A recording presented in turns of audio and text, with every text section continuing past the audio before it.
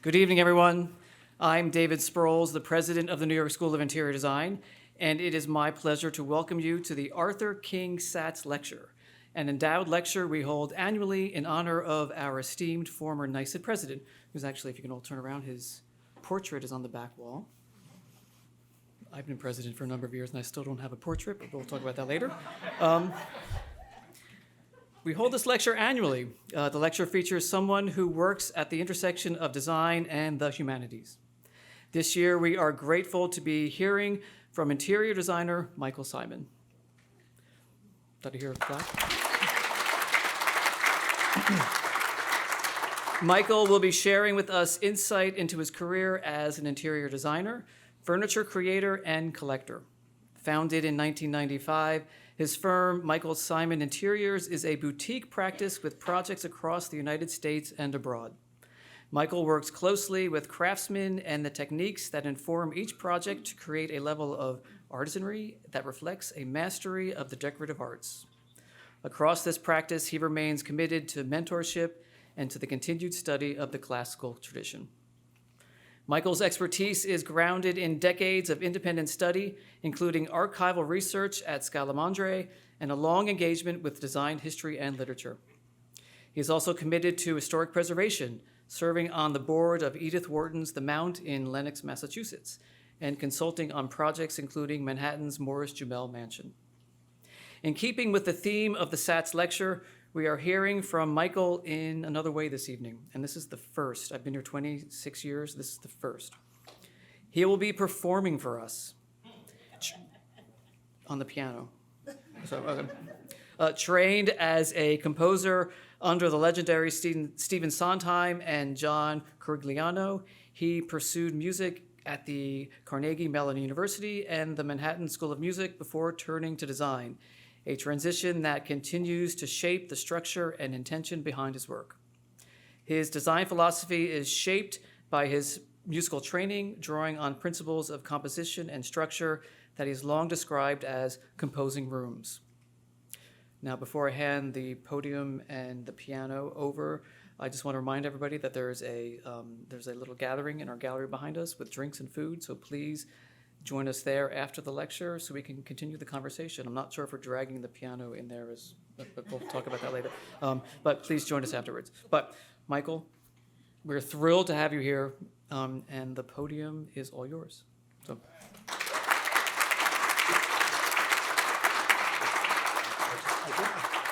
I just want to say, speaking of Stephen Sondheim, he famously wrote in a musical called Merrily We Roll Along, I don't perform except at dinner. So, okay, you want to go ahead? Yeah. Yeah, this is, so you're going to hear a 30-second piece of music that I wrote about 50 years ago for a radio program in New York that was called Center Stage. And it's so old, and it was on reel-to-reel tape, but we had it digitized so that you could hear what was going on in this brain.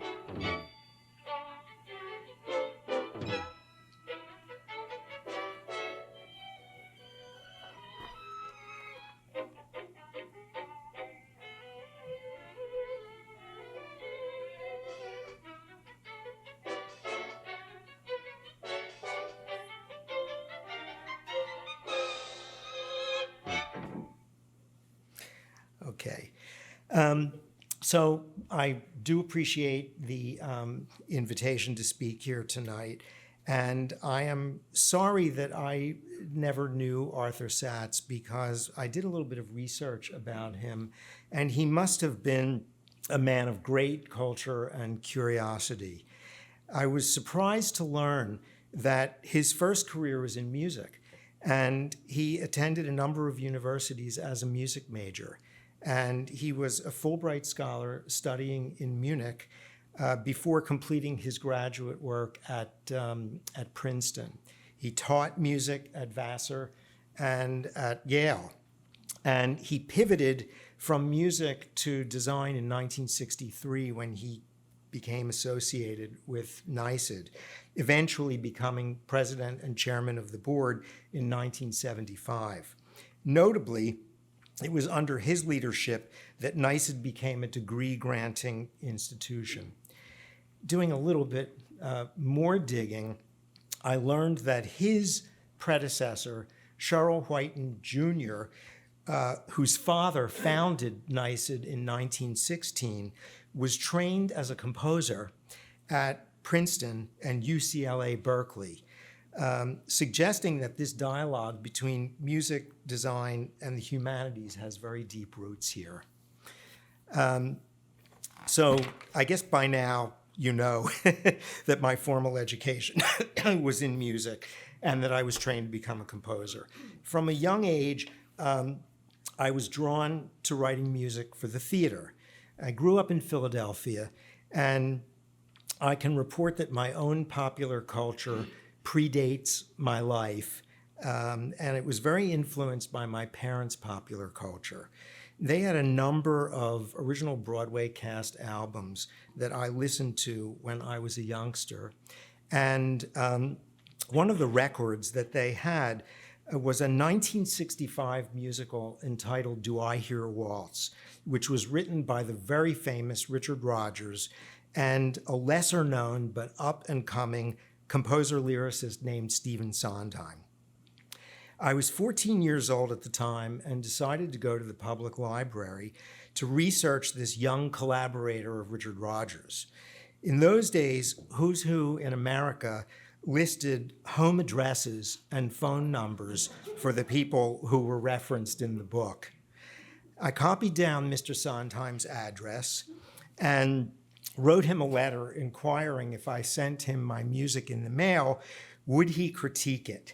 And I never heard from him. And to my astonishment, months later, we were at the dinner table and my sister Gail heard her phone ringing upstairs. And she bolted from the dining room thinking it was a date and came back to the dining table very disappointed and said, there's somebody on the phone for you named Stephen Sondheim, and please tell your friends not to use my number. So I ran upstairs and he said, I'm sorry, that it's taken me so long, but I've been busy. Was he ever? And he said, I can give you an appointment in 3 months. So by the time I met him, I was 15 years old. And he was very, very generous. And I ended up studying privately with him for 5 years. And this, by the way, this photograph is circa 1970.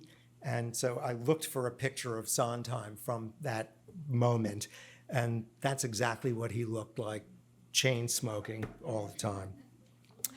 I will say he was a very, very generous mentor.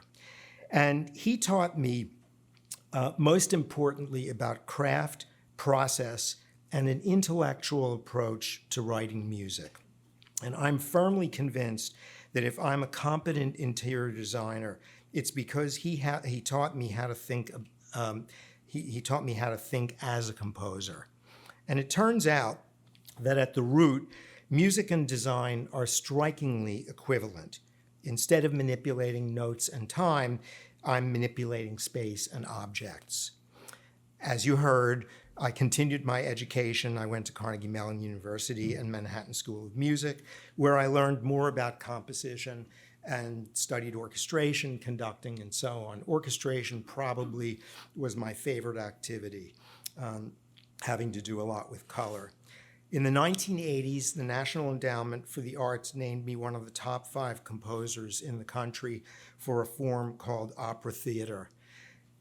Nonetheless, and despite the recognition, I needed a daytime job to support my music.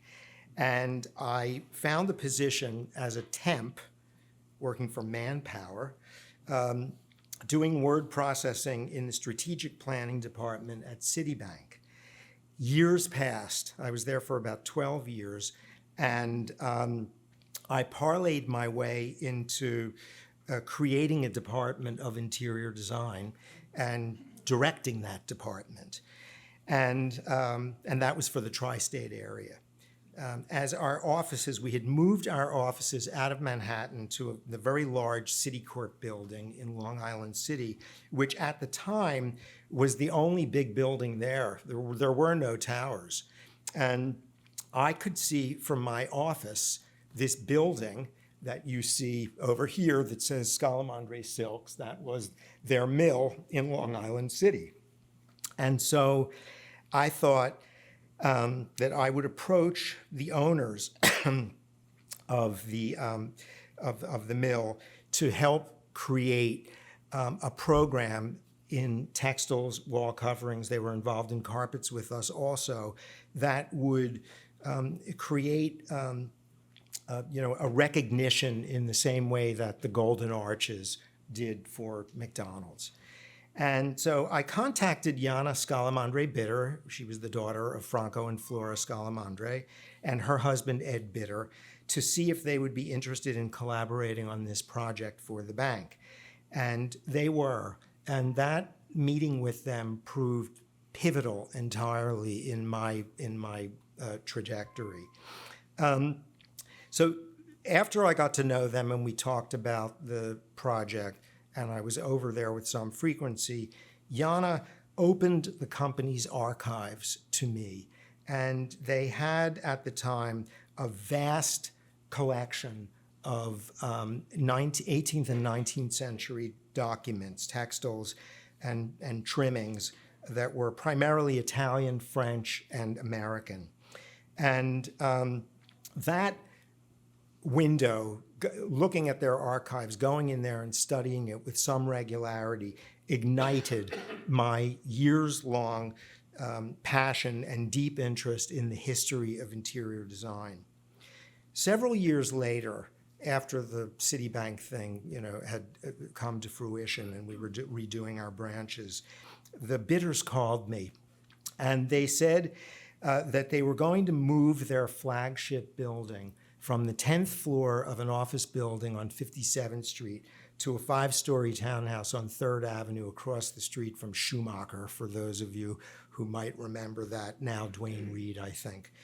And they asked me if I would design the showroom, knowing that I could manage a commercial project, but also appreciating the fact that I was deeply interested in their collections, archives, and the lines that they were at the time weaving and promoting.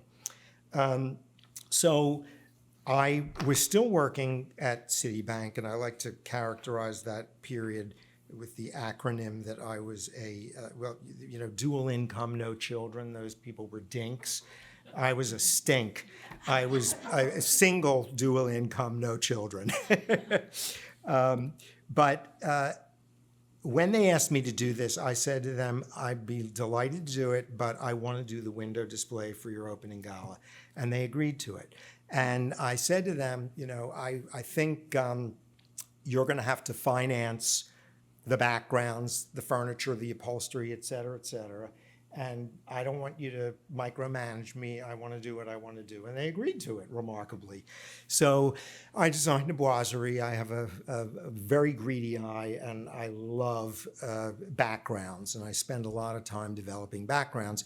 Here you can see in that little niche that has a piece of furniture that is called a bergère d'angle, that there are curtains there. And we took a document from the 18th century French and had it woven as if it had oxidized over a period of 230 years. Similarly, so with the passementerie. And there's a chair in the foreground on the left. That was an 18th century document, a stripe that had flowers strewn on it. And I said, let's get rid of the flowers and just do it as a stripe. And it made it much more contemporary, but it teaches a lesson about the modernity of good design coming from so many different periods. Where am I? So I recall that Scalamandre left this window display up for approximately 8 months. And this is how my business started, because people started calling. But I over time, while this was going on, I built a substantial library. and I had a lot of books that focused on European architecture and the decorative arts. And Stanley Barrows, previous to this moment, had been FIT's chair of the interior design department, and he was a champion of mine. And he was aware of my passion for the 18th century and arranged for me to inherit some 14 oversized portfolios from the library of Ogden Codman. And just, as a sidebar, Ogden Codman was the architect with whom Edith Wharton at the Mount, which I'm on the board of, designed that house. And I worked on Ogden Codman's last project in the United States, which was in Long Island in Brookville, which is very similar to the Mount. I realized I was a pasticheur. I was a copyist because I had no education in design, and the only thing that I could do was design based on what I had seen and what I had read in this burgeoning library of mine. But being a pasticheur was crucial for me, as it was when I started writing music. I had to increase my exposure to potential clients and participated in a series of decorator show houses, starting on the left with something that was the Cancer Research Institute, and after that at a number of Kips Bay show houses. And you can see from the photos on the top in black and white, those were the befores. And they give you 5 weeks to get these rooms together. And I never got a principal room. I only got sort of dog rooms. But I was actually content because I could show my stuff and I could prove that I could transform a sow's ear into a silk purse. I never advertised that I could do that in 5 weeks because that would be a nightmare for my career. But I had a lot of energy back then. This last image that you're seeing here was the last Kips Bay show that I did, and that was in every way 100% custom. The textiles were woven for me. The carpet was made. The boiserie was made, and I mean, everything was made. I had people from Paris come over who were doing the Blanc du Moudon technique of the painting on the paneling and gilding, and it was a royal affair. But this was the only way that I could get clients because I never worked in a design office. Clients continued to sign on, and in the next image, you'll see one of my first clients who came to me, I believe, from Kips Bay, and this was a residence in the Pierre. And as I mentioned, I have a very greedy eye as a designer, but I also had a very greedy eye as a composer. And orchestration fascinated me, and color and all of the detail about how do you get these instruments to communicate with one another, and it's absolutely the same thing in design. So here you are seeing the two pictures on the left are biaxial images of an entrance hall, and then on the right a powder room, and that was mirror and gilded bronze, and it was like being inside a Fabergé egg when you closed the door, which was also mirrored, and all of the, everything was faceted, and it was nice. Had you been drunk, I don't think you'd want to be in that room. Which brings me now to the crux of my practice. In order to understand my design philosophy, you have to understand a little bit of my music philosophy, which I will get to momentarily. After reading so many books and visiting great houses in Europe, I came to understand that by examining the intellectual, cultural, and moral climate of specific periods, I could develop a deeper understanding of the arts and humanities reflected in literature, music, fashion, politics, and so on. This, of course, is called zeitgeist. If I focused on the elements that gave architecture, furnishings, and the decorative arts longevity, I might begin to understand what makes something classic as opposed to fads that go by the wayside. With this knowledge, I realized that my training as a composer was about to become useful in a new way. This was an aha moment for me. As such, I want to pause briefly to share some of those tools I acquired as a music student that would come to shape my work as a designer from that point forward. I will tell you that music, in my view, exists both in real time and in psychological time. A composer has to create a vocabulary that allows the listener to understand the language of the piece and remain engaged in it for its full duration, whether the work is solo, chamber, orchestral, symphonic, operatic. And this is transporting. And I believe that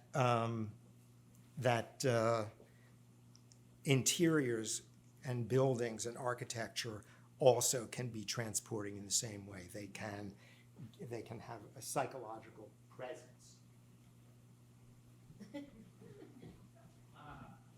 Now, I was not a performer, I was a composer. And I really haven't played in 50 years. So I'm going to make a point here, but I'm not performing for you, okay? All right, so I'm sure everybody in this room recognizes this.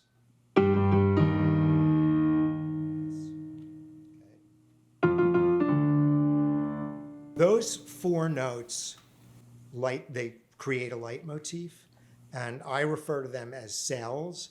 They inform this entire sound universe that Beethoven created in his Fifth Symphony.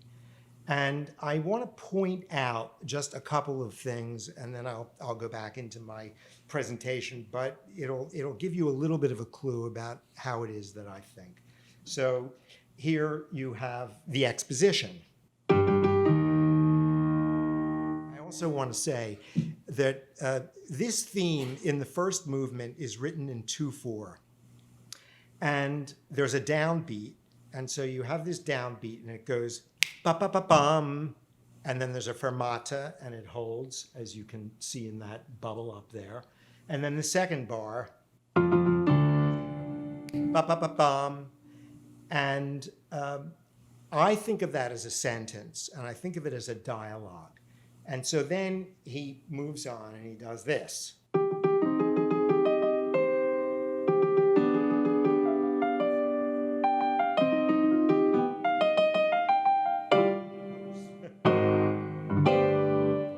And then he develops it.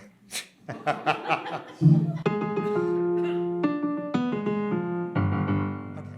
The point is, and it's very hard to explain this at a keyboard because he voices those four notes and breaks them up, and every instrument in this orchestra is doing that little motif, and it's dovetailing from one to the next. And for example, there's this moment here that goes like this. Oops, sorry. So he's running it backwards, ba-ba-ba-bum, then he does it backwards, ba-ba-bum-bum. And there's this fabric that is being woven with the instruments based on these four notes. And if you go to, for example, the third movement of this symphony, now it's in 3/4, and this is a scherzo. And this has a feeling I would describe as a maestoso. It has a very majestic quality to it. And where you had ba-ba-ba-bum with that downbeat in 2, this is in 3/4. And now we're hearing this.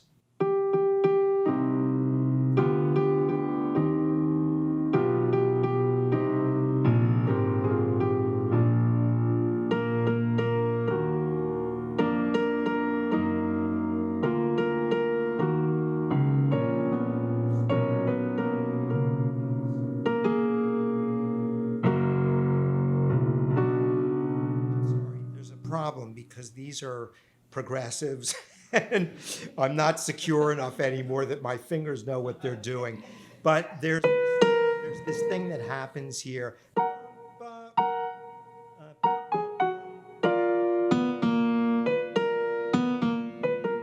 that's it's all the same language, okay? And that is my point, is that there are very, very, very few ideas. It's very economical, and he was quite disciplined. And a lot of composers have to do that because it's so abstract, and you're not generally seeing the music unless you're following it in a score.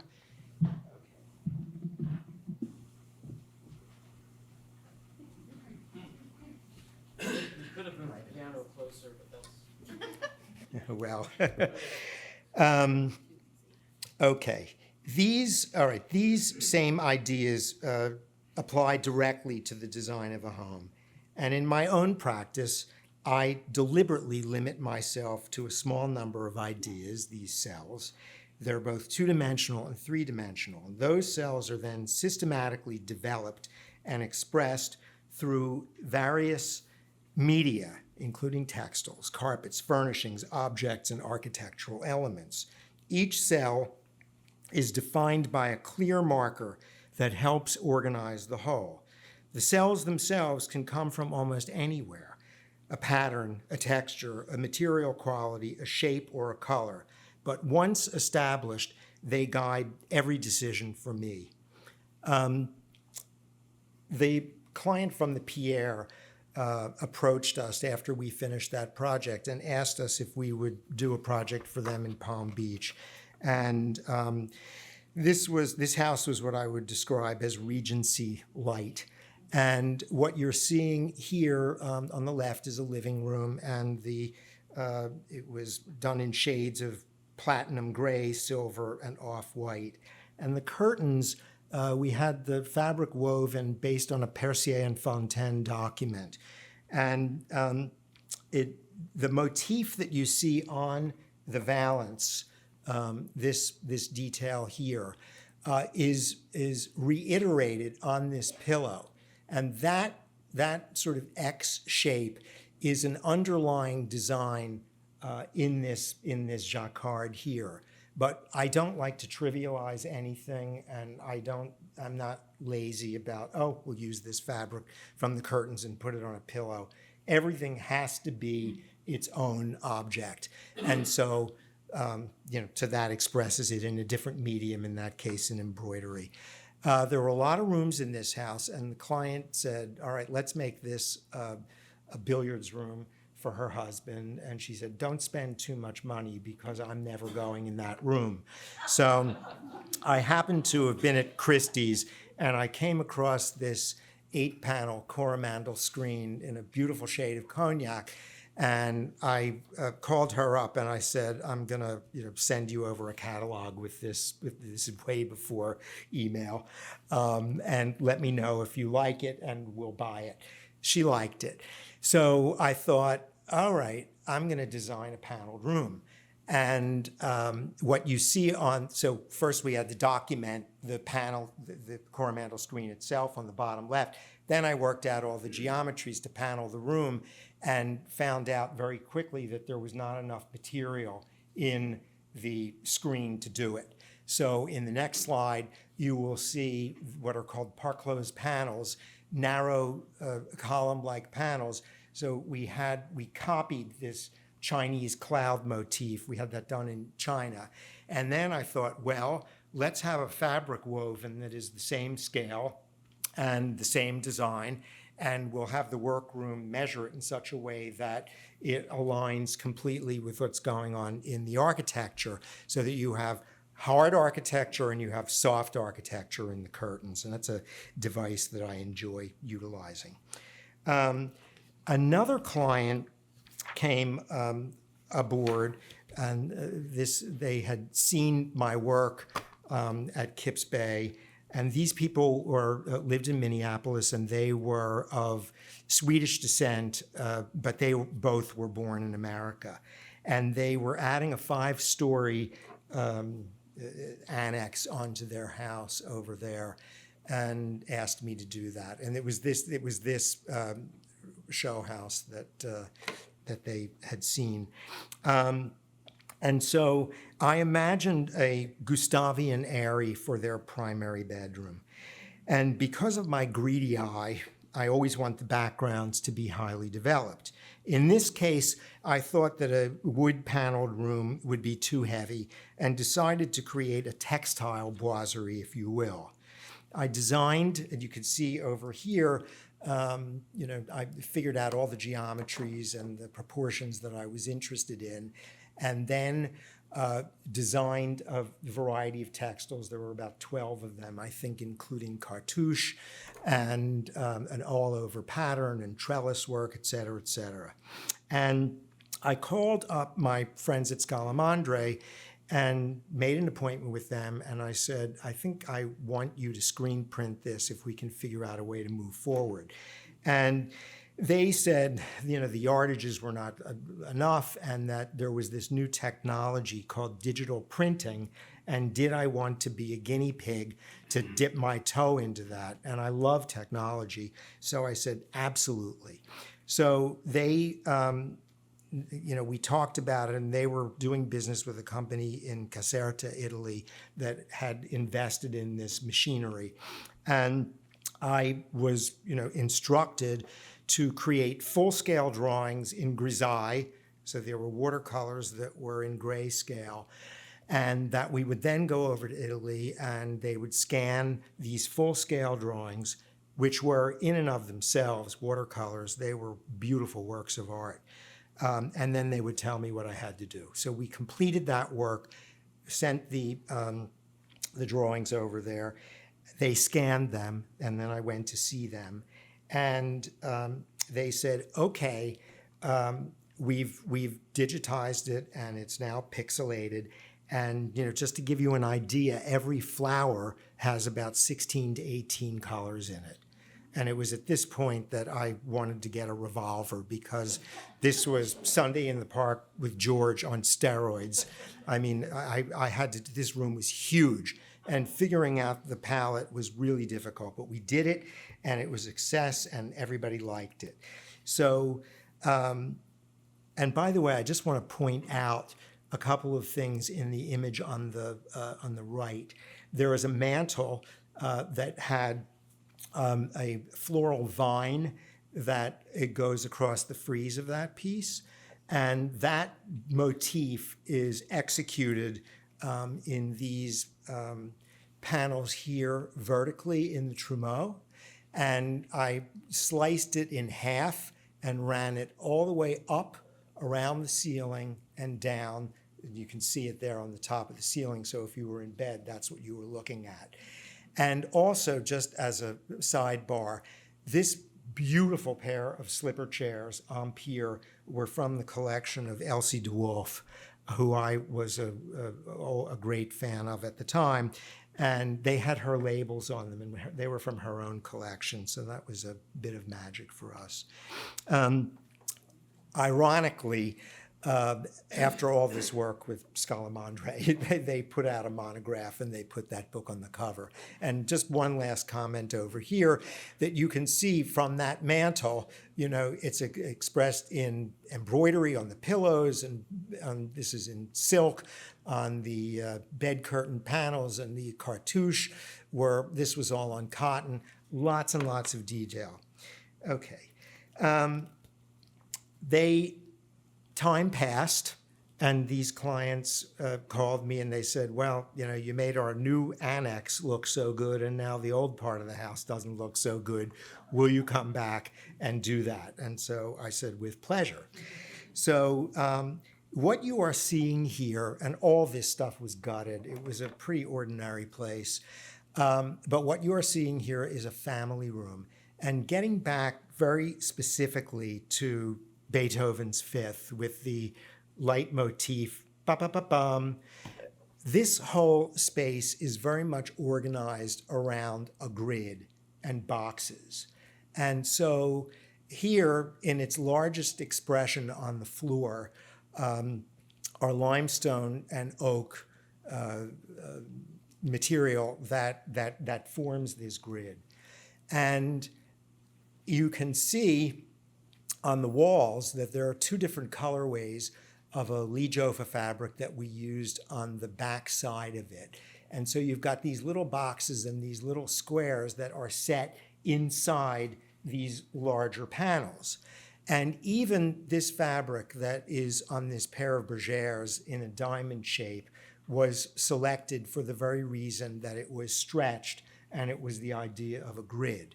And in the next image, you will see that those boxes, so this is this fabric, which is called imprimé sur chaîne, which is what we call a warp print in English.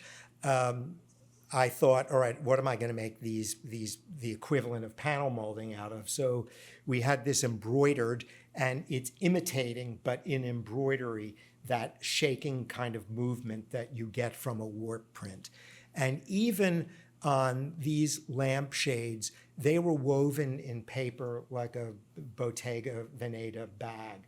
So they're really, I don't like anything random, and everything has to support the very gestalt of what it is that we're designing.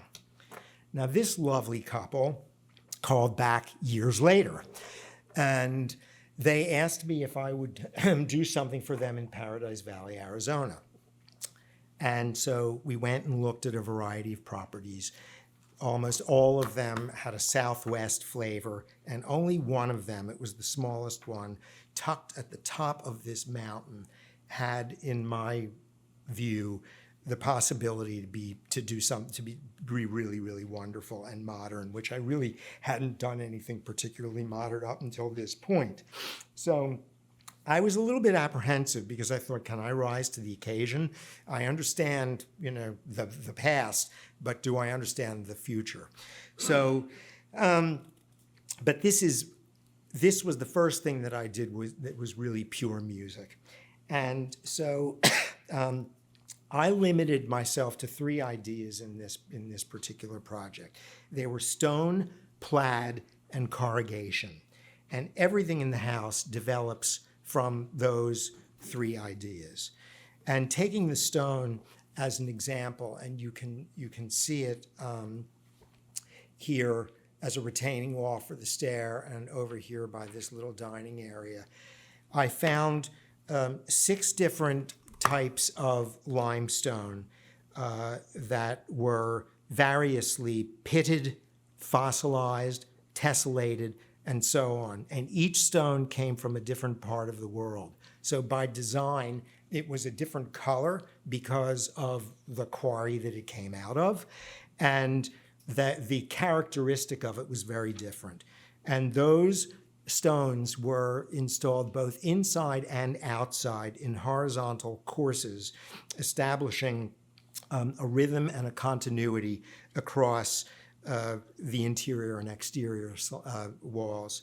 And you can see on the inside that they were variously placed, projecting and recessed, and it penetrated the skin of the building, which you're not seeing here, but there was glass in it and it went out there. You're also seeing the first introduction of plaid in this little bit of a carpet here, and you're seeing this corrugation in this rounded space over here, and we did that out of wood. We had to make it in small pieces so that it could make that curve. That curve was later expressed and diminished in a pair of drum tables, and these were executed there in the living room, and they had hammered metal tops which were nickel plated. So again, I'm not doing anything that is not coming out of that stone. And one last thing here, they had a great collection of first century Palestinian pottery. And I thought that it would be nice if we could present it in a curatorial fashion so that you almost felt as if you were going through a museum. And we talked at a certain point about having labels made so that their visitors could look at it and see where it came from, what the date was, et cetera, but we abandoned that. And so there you see those drum tables. There's the other one, the horizontal courses continuing more of the pottery. Pillows, so we took the curtains and that these were made for us based on, I went to the Botanical Gardens in Scottsdale, and it happened that when I was there, all of the plant life was dying. And so everything turned into these dusty shrimps and pale mushrooms. And I said, that's it. I love that palette. So, so we took the stripes and had them hand appliqued onto pillows that were in a shrimp silk. Don't want to trivialize that. Had this cocktail table, nesting cocktail table made of plaid in bronze and in parchment. And there, I should say, you're seeing this flat weave carpet that is the augmentation of what you see in the curtains. You move into the family room, and now the colors begin to get more saturated.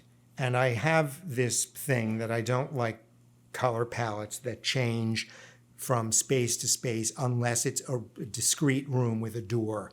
So if there is a procession, I really like to manipulate the colors and the values. And so that's what's happening here. And you have already seen a variety of examples of Église in my work that I do with a brilliant artist named Miriam Elner. And we've worked together since one of my Kips Bay shows, actually the show that these clients saw the work from. And so what you're seeing over here is this freestanding chimney breast that is clad in Église, and it too has horizontal courses that align identically with the limestone horizontal courses, and the geometries, the sizes of these pieces of glass are likewise identical. And I went out seeing, could I find 6 different types of molded glass that emulated the characteristics of the stone? And I did. So you have that fossil, you've got that in some cases sigillation, and you have tessellation, and you've got all of this stuff that's happening in the stone. And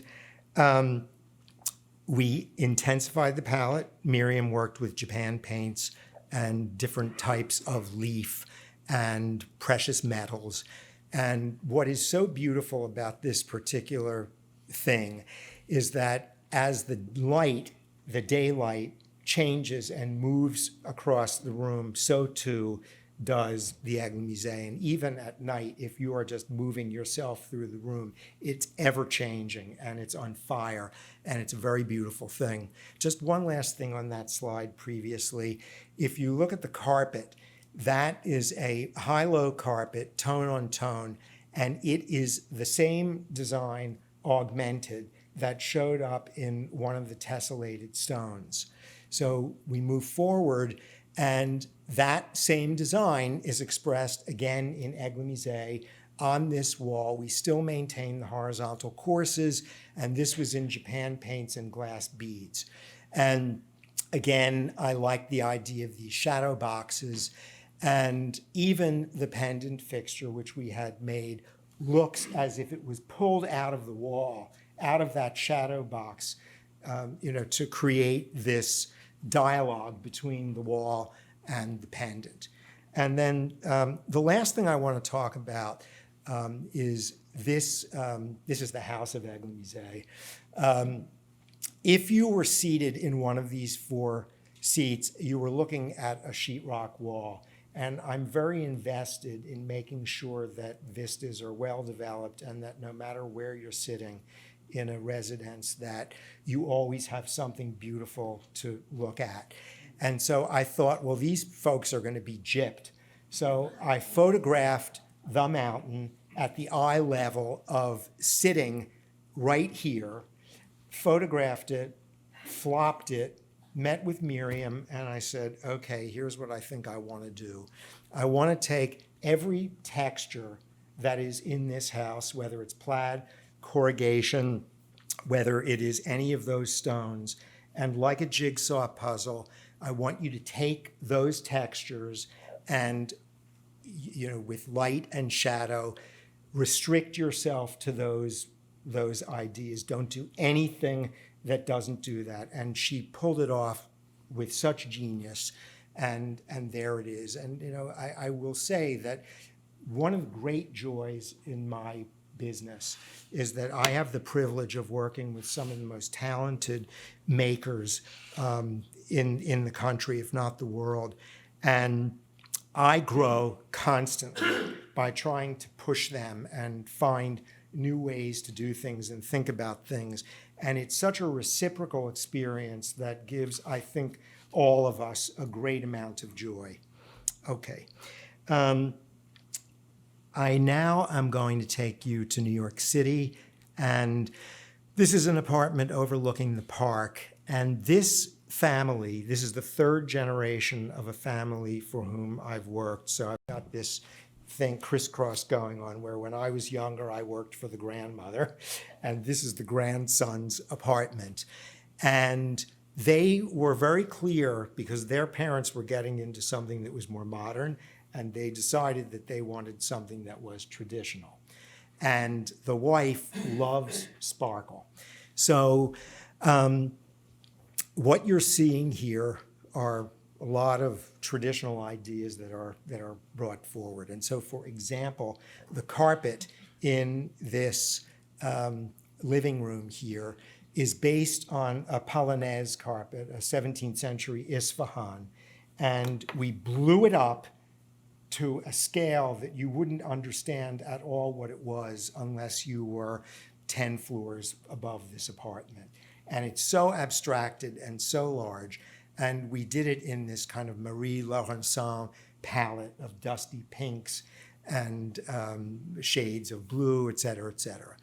And the fabric that we had made on these two sofas, and it's very hard for you to see it here, but it is almost like a thumbprint. And we took that design, enlarged it, and I had this commode made, and we did this with Nancy Lorenz, another very talented artist. And I said, let's take that thumbprint, let's blow it up, and let's do, and she works in pearl and lacquer and leaf. And so she did this thing, and it's so pretty, and the palette merges so beautifully. And the curtains, those were woven for us, and this is all embroidery and beading on them that aligns with aspects of the paneling in the room. Even the passementerie, these tassels here were made, and I said, I want something more reflective. Can't you get the mill to try something in Mylar? No, that's not been done. And they tried, and they succeeded. And so this is actually Mylar, these things here. And also these tassels here, I had a very, very dear friend who, if she were alive today, would be about 106 years old. And she had Pekingese dogs, and they were always chewing on the tassels. And I asked her if I could borrow this pillow and take it at the time to Scalamandre, who were still in the business of passementerie. And I said, can you make a tassel fringe for me that looks like this? And they did. And now we do it all the time with Samuel and Sons. This is the family room. It's a bit more relaxed. And again, the furniture, the textiles, a lot of this stuff was made for us. And this table here is after a very famous model by Ruhlmann called the Cabanal. And these pair of bergères, I have a period one that I had purchased, and so we copied this. And you can't see this in the picture, but what lights me up about this the most is that this is like a musical note. It's like an eighth note. I love it. And so in Aigle-Misé, we took one of Ruhlmann's very famous motifs, this bubble motif, and rendered it there. In the next image, so there you see it close up.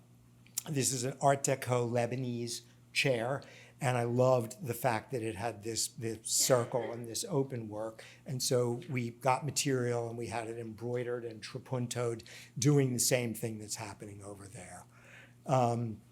A mantle, this was executed, this is stone by a robot. And here we have more molded glass, gilded, also a cocktail table in molded glass. This carpet, which I designed and has very much the feeling of an Art Deco document, is reiterated in ostrich on a table here, and we got the underbelly and parts where the quills were, so that everything. I mean, there's just nothing that isn't intentional. And I do want to say that none of this stuff sticks out. And I don't want it to, because I think there's a subtle way that you see it. You don't understand it, but you get it on some level. In the dining room, we went back to Nancy Lorenz, and I had this, so we paneled the room in a Louis XVI taste. And instead of, where you would have panels here that in the 18th century would have been Boucher or Fragonard, or it would have been tapestry, or it would have been a lampas or a damask. So I thought, no, we're going to do phases of the moon. And here you can see a whole moon, and it moves in these 6 panels from a whole moon to slivers. And there is a water here that is implied, and then sky, and then all the way up there. And the water is this wavy motif, which was also executed in a Japanese textile on these chairs, which we had made that were sort of in the Lulu spirit. And I had bought from Baccarat a Rouen style chandelier, but it has the idea of cracked ice, which is an ancient Chinese technique, which Nancy also incorporated into these panels. Finally, another piece of furniture that I designed is this commode Avanteau, which is after Weisweiler, and very, very carefully measured one of his pieces. But I thought, all right, if we can get chiseled glass and have it gilded on the reverse, that will bring it forward and be a very beautiful expression. Then you are leaving that dining room. Again, vistas, they mean so much to me. An enfilade, the idea of looking through a series of rooms, the rooms pulling you, drawing your eye further and further, never finding anything that is like that. Everything, it's like a flower. It's like peeling back the petals in a flower. Everything seems inevitable, but so pretty. And then this is the breakfast room here, and we had panels on the wall, very hard to see, that are in relief, and they were in a secessionist taste, and you're looking at the park there. So these were elongated trunks and branches and leaves at the top. And finally, in this apartment, this was the primary bedroom. And we had this fabric made for us, and these are French knots. And we had trim made that had, what was it? It was rose quartz and jade and amber. It was crazy. And that was then augmented in a high-low silk and wool carpet. And the fabric on the walls we had digitally printed, and so it got ombres from a very intense watermelon down to a very pale melon. Now, this is the last project that I'm going to share with you. And this is a house that I did for my partner, Marshall, and I, who were together almost 30 years now. And it's the very first thing that I've ever done for us, let alone myself. And this is in Canaan. We had a house in the Berkshires for many years. This is about 10 minutes from that house on the New York side. And I do some of my best thinking when I'm hiking and when I'm walking and when I'm lying down in bed and I have the space to, really, really think. And I took a lot of hikes on this mountain after we purchased the property. And I came across a stone that was in a sort of a dusty grape color. And I just loved it. And I was thinking about it, and I realized on our property that there were certain trees that had a bark that were somewhere between this gray and grape color. And I said, that's it, that's the scheme. And so there you're seeing the house from the other angle. And as you go indoors, this is the entrance hall. And this is not what you would call a country house. I have a very dressy aesthetic, which you may have noticed by now. And I thought, I couldn't afford to do this in Manhattan, but I could barely afford to do it up there. And I thought, I'm going to have what I want. And so here it is. And a lot of what is happening, so there are two big things that are happening in this house. One of them is the juxtaposition of highly polished materials and very dry matte materials. And then the other thing is the exploration of this dusty grape and putty and mushroom, and how, as you walk through the house, the hues never change, but the values do change. And you are seeing in the foreground here, by the way, an ancient amphora that has iron mounts on it that Bill Sullivan thinks could be Edgar Brandt, which would really make me excited. And so this floor in that entrance is almost like an Astaire Rogers floor. And then you go into the living room, and it's a big room. And on the right, this is the east, the west side of the room. This is on the left, the east side of the room. That same commode that I loved, I tried it out for myself first before selling it to the client. Mine's in mahogany.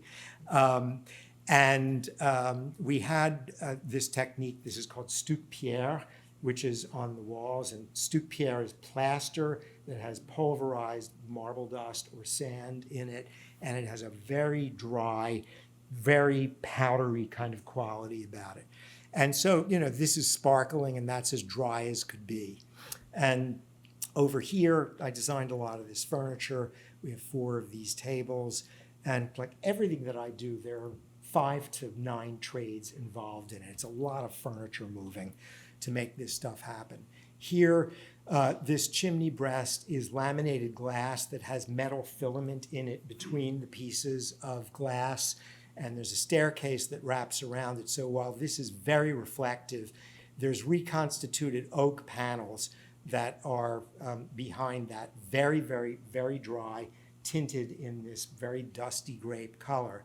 And everything, you can see this sort of rustication, these reveals, and it runs through everything, through all the different materials, like a ribbon that wraps around the room.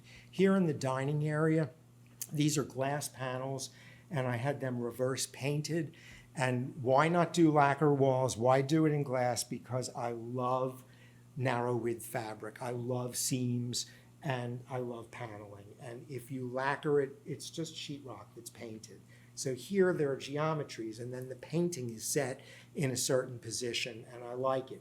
And so this here is the deepest expression of that color in the house. This, as a sidebar, was made by Baklowitz and Zona, who were an Austrian lighting company. This is probably circa 1950. We had a pair of bergères. We have a pair of bergères by Folot. And I had Prell make this for this Ruman fabric for us in this color.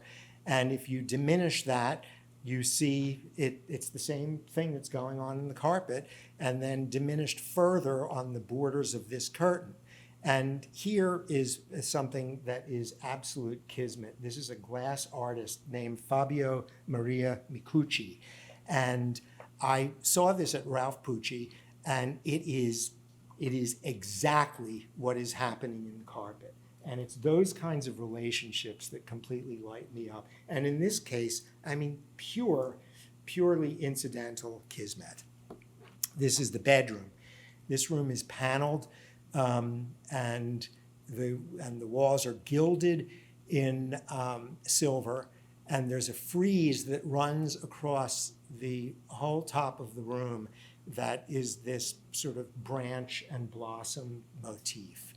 And more furniture that I designed, silver pyrite, all this stuff.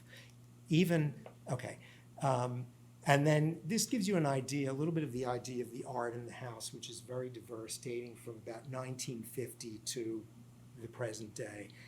This is, believe it or not, Pierre Bonnard, and this was an homage to,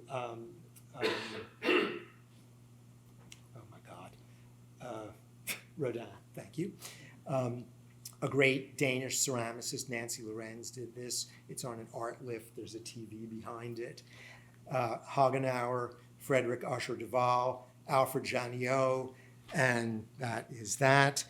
And I'm going to close. This is what we look at. We have this wonderful, wonderful piece of sculpture out there. And in closing, I just want to say that in music, there isn't a single note that isn't beautiful. And in color, there isn't a single color that isn't beautiful. But one note and one color have no meaning until they're side by side. And if the vibration, the frequency, the friction between those notes and between those colors isn't right, nothing sings.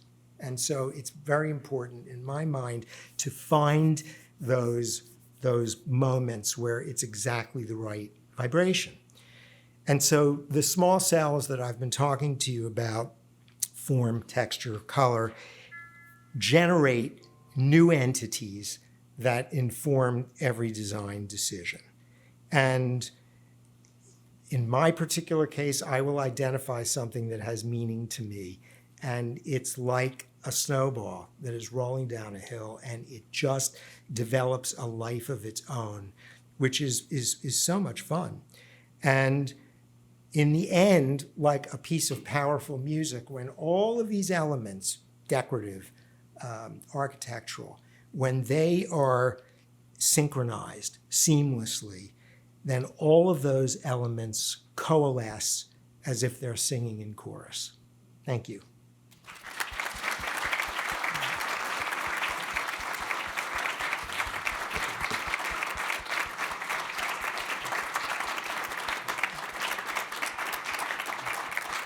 Questions? Sure, yeah. Do you have any questions?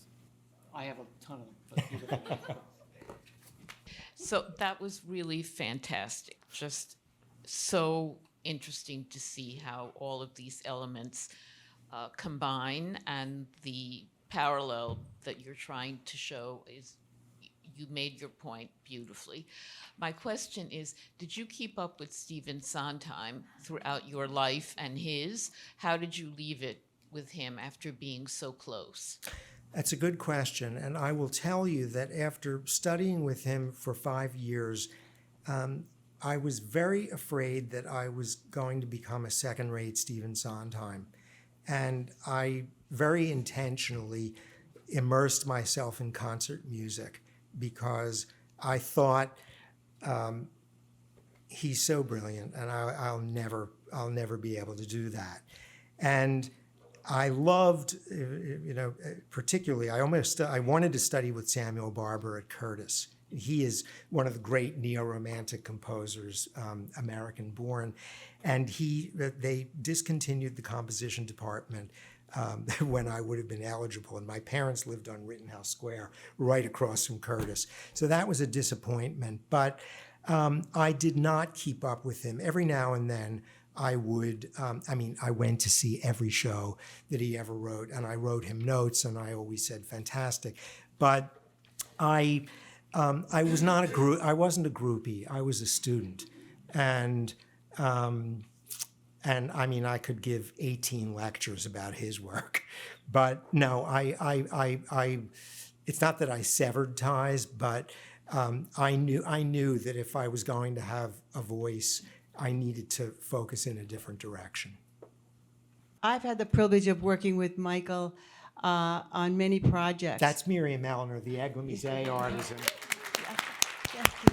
Yeah, and I want to say that he really, for me personally, and I think for probably any artist who's working with him, is an inspiration, because one of the things for me in my career, and that was the Arizona project where he showed you in the mountains there, where he talks about the idea of like these textures, which, as he said, I abstracted the kind of scene, but we went through all the different textures in the house, and I interpreted them in Eglimizé, and that was the first time I had done it quite like that and thinking in that way. So that trajectory for me actually changed the way I worked and was just pivotal.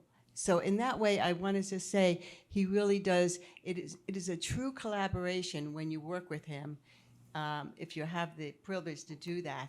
And I think I change the way he sees, and he changes the way I see, and it's a wonderful experience. And we keep doing it, and we keep challenging one another, and and it just gets better in my view and deeper. And my happiest days are when I get to visit certainly Miriam and a handful of other extraordinary artists with whom I work. And these people are at the top of their trade. And it is, for those of you who are students in here who are interior designers or are aspiring to be interior designers, these collaborations matter enormously. And I believe that beauty is a balm, and we need beauty now more than ever. And there's nothing trivial about it. And when we lift one another up, and if we have the privilege of having clients who have the financial wherewithal and the emotional wherewithal to go down this rabbit hole, at least with me, and that we can embrace our brilliant artists and get into the coloring box, in that sandbox, and create these things. I mean, for me, I feel like I'm the luckiest guy on the planet. It just lights me up. But that beauty piece, pursue it. It's so, so important.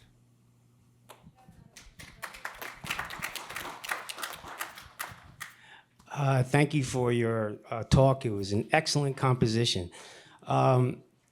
Question: who is the composer or musician closest to your design style? I would say that it's between three composers. It's between Leonard Bernstein, for sure, Stephen Sondheim, Samuel Barber, maybe a few others, Stravinsky, Prokofiev, but they're all.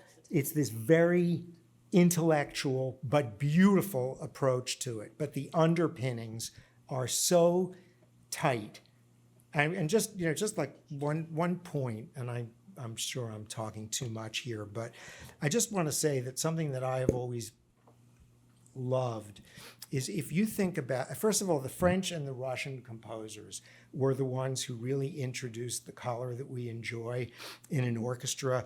Prior to that time, if you look at a German or an Austrian orchestra, their winds, their strings, their brass, their timpani. And at the point of the late 19th century, and it's really Tchaikovsky that starts this, there's this explosion of color and new instruments. Mahler, the so-called Symphony of 1,000, his 8th Symphony. And so I really love that. But two of my favorite composers are Maurice Ravel, and Igor Stravinsky. And Igor Stravinsky, when he writes for an orchestra, it is completely pianistic. And when Ravel writes for piano, it is completely orchestral. And they're both brilliant and exquisite.